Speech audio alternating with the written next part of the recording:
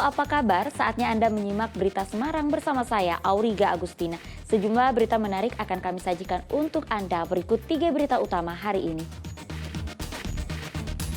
Tabrakan melibatkan 4 kendaraan di jalur Pantura Kudus, 2 sepeda motor masuk kolong truk.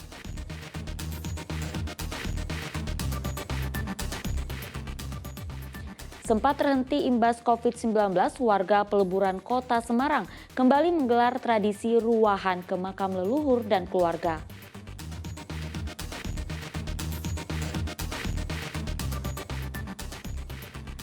Harga telur ayam di sejumlah wilayah di Jawa Tengah makin mahal jelang Ramadan.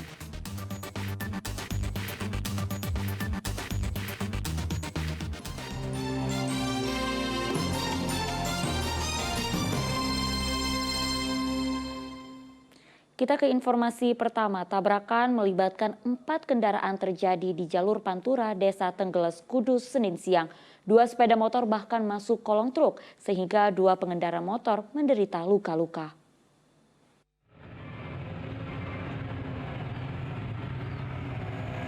Karena terlindas truk, salah satu sepeda motor hancur tak berbentuk, sedangkan 1 sepeda motor lainnya ringsek. Video amatir merekam kerusakan 2 sepeda motor dalam kecelakaan di jalur Pantura di Desa Tenggeles di Kecamatan Mejompo, Kudus, Senin siang. Akibat kecelakaan, 2 pengendara sepeda motor dilarikan ke rumah sakit untuk mendapat perawatan. 1 di antara korban menderita luka berat di bagian kepala karena masuk kolong truk. Kecelakaan bermula saat 2 sepeda motor melaju kencang dari arah Pati menuju Kudus. Setiba di lokasi, tiba-tiba sebuah mobil pickup menyeberang jalan sehingga 2 pengendara motor menabrak pickup. 2 pengendara sepeda motor berusaha menghindar sehingga motor oleng ke arah jalan berlawanan. Naas di saat yang sama muncul truk sehingga 2 sepeda motor masuk ke kolong truk. Dua keren sama Nixon, kecepatannya kenceng, nabrak L300-nya kena bodinya, langsung mental ke truk oren itu. Kendaraan Vixen dua-duanya masuk kolong. Tapi yang belum bisa dilepaskan yang masuk ke dalam dari kendaraan Vixen. Kondisi korbannya bagaimana, Pak? Untuk korbannya, untuk Vixen luka-ringan. Untuk luka-ringan tidak apa-apa, nyelet-nyelet. Yang untuk sepeda motor Supra agak lumayan. Kita belum cek kemasan. Seluruh kendaraan dievakuasi ke kantor Satlantas Kepolisian Resor Kudus untuk penyelidikan lebih lanjut.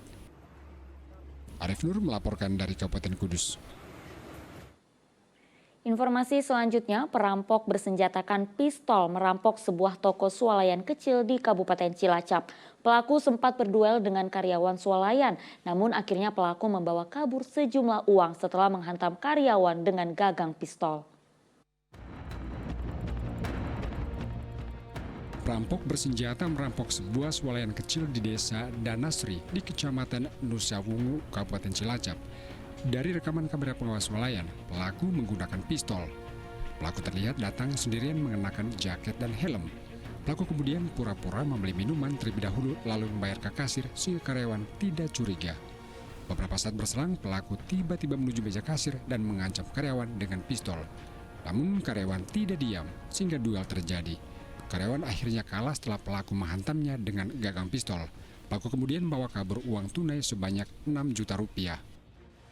Melihat situasi mungkin dia begitu dia anggap aman, dia langsung masuk menodongkan pistol berdasarkan pengakuan, entah itu mainan atau pistol benar, nanti masih dalam penyelidikan. Terus kasir ini memanggil temannya, tolong seperti itu. Kemudian teman laki-laki yang di belakang keluar menuju kasir dan si penodong itu sudah membuka berangkas, kemudian dibawanya uang dari hasil penjualan. Perampokan terjadi saat toko hendak tutup dan karyawan mau pulang. Diduga pelaku sudah mengintai situasi sepi sehingga beraksi.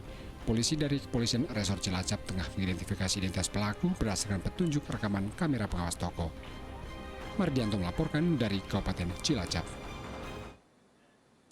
Sementara itu, kawanan pencopet yang merupakan ibu-ibu tertangkap basah mencuri ponsel peserta Hari Bebas Kendaraan di Kota Solo. Pelaku sempat mengelak namun akhirnya tidak berkutik karena ditemukan ponsel korban di tas pelaku.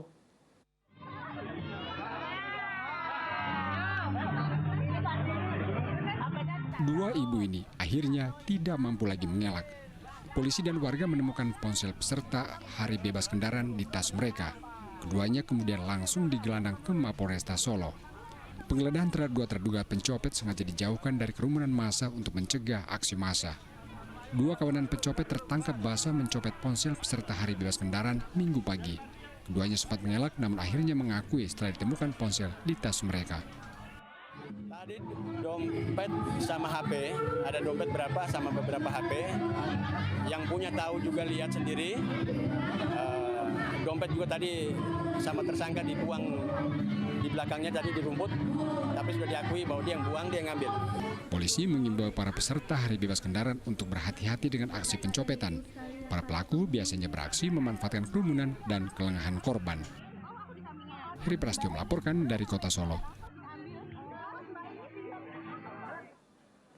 Menjelang bulan Ramadan, warga Peluburan di Kota Semarang akhirnya bisa menggelar tradisi ruwahan, berziarah dan mendoakan arwah leluhur di pemakaman. Tradisi ini sempat terhenti karena COVID-19.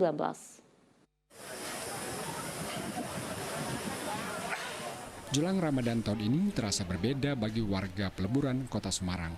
Mereka akhirnya bisa kembali menggelar tradisi ruwahan, berziarah dan mengirim doa untuk keluarga dan kerabat yang sudah meninggal dunia. Selama 3 tahun sebelumnya, tradisi ini urung digelar karena pandemi COVID-19.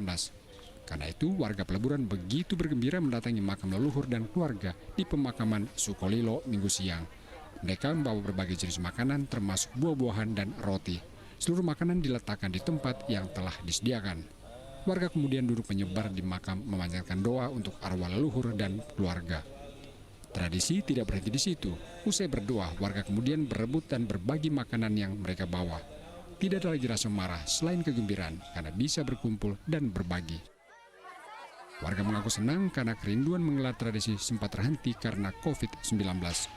Sangat senang sekali dengan kirim arwah jambak di sini di makam Sukolilo Peluburan. Saya warga di sini juga RT 7 RT 2. Pokoknya jos di sini. Non sewu ini euforia juga. Artinya kita sudah lama tidak melakukan ini karena pandemi kemarin. Sehingga ini tadi biasanya sedikit teratur mas, tapi hari ini betul-betul malah ini merupakan suatu hal yang bagi kami sangat menyenangkan karena dari mereka untuk mereka bisa dirasakan oleh mereka sendiri gitu. Ini sama aja tukar-tukaran makan syukur aja gitu, syukur. Nyadran atau ruwahan merupakan tradisi turun-temurun masyarakat Jawa sebelum memasuki Ramadan. Bulan Ruwah menurut kalender Jawa atau Syahban dalam penanggalan Hijriyah. Selain menjadi tradisi tahunan, acara ruwahan juga menjadi ajang bersilaturahmi antar warga menjelang datangnya bulan suci Ramadan. Agus Hermanto melaporkan dari Kota Semarang. Sementara warga Muhammadiyah Kota Salatiga menggelar berbagai atraksi budaya dan hiburan menyambut Ramadan. Acara sebagai ungkapan menyambut Ramadan dengan penuh sukacita.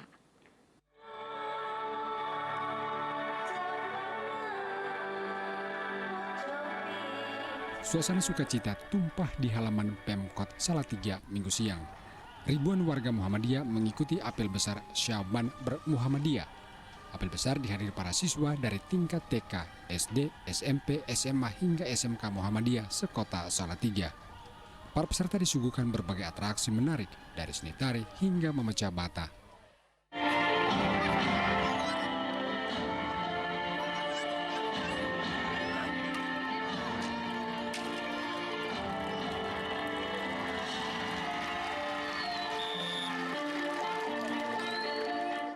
Berbagai atraksi sebagai cara warga Muhammadiyah menyambut datangnya Ramadan. Ramadan adalah perayaan kegembiraan sehingga patut disambut dengan sukacita.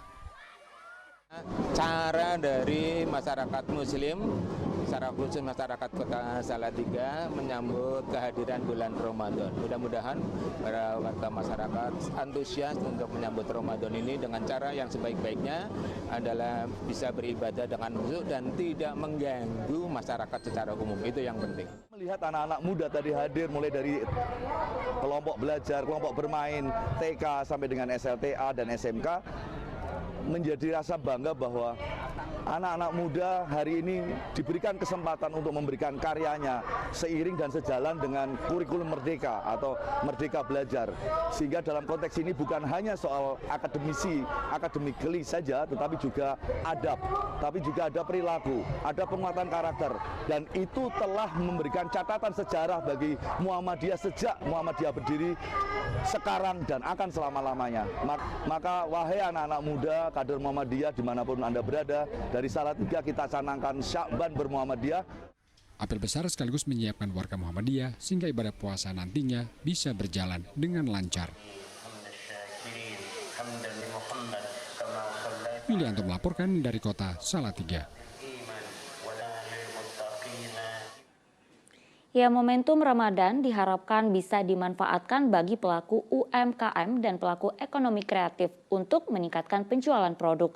Selain usaha kecil, Ramadan juga bisa meningkatkan destinasi wisata religi.